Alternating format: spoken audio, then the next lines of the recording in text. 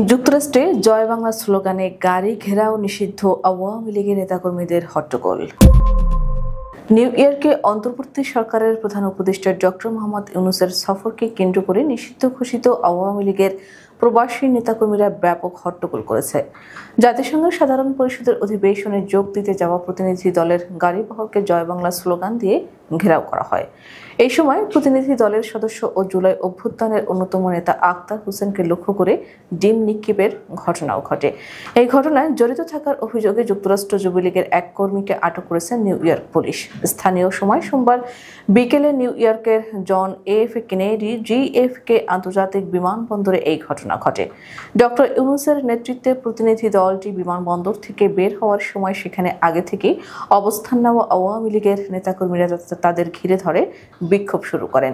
সামাজিক যোগাযোগ মাধ্যমে ছড়িয়ে পড়া ভিডিওতে দেখা যায় বিক্ষোভকারীরা জয় বাংলা স্লোগানের পাশাপাশি বিভিন্ন উস্কানিমূলক বক্তব্য দিচ্ছিলেন এবং প্রতিনিধি দলের সদস্যদের দিকে তেড়ে যাচ্ছিলেন। এই সময় বহরের মধ্যে থাকা জাতীয় নাগরিক পার্টি এনসিপির সদস্য সচিব আক্তার হোসেনকে শারীরিকভাবে হেনস্থা করা হয় এবং তাকে লক্ষ্য করে ডিম ছোড়া হয়।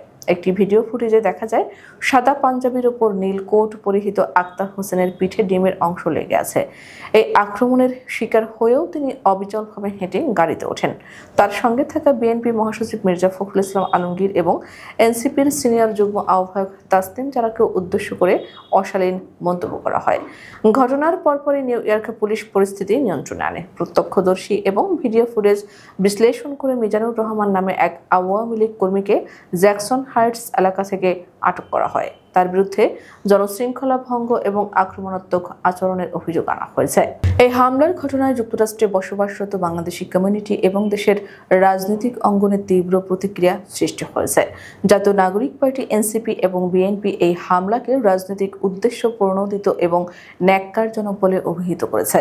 এনসিপির যুগ্ম আহ্বায়ক তাসনিম জারা এক ফেসবুক পোস্টে লিখেছেন, এটি ব্যক্তি আক্তার হোসেনের উপর আক্রমণ নয়, তার রাজনৈতিক পরিচয়ের কারণে করা হয়েছে, কারণ তিনি প্রতিনিধিত্ব করেন সেই দলকে যে দল ফ্যাসিবাদের কাঠামো ভেঙে দিতে প্রতিনিয়ত কাজ করছে।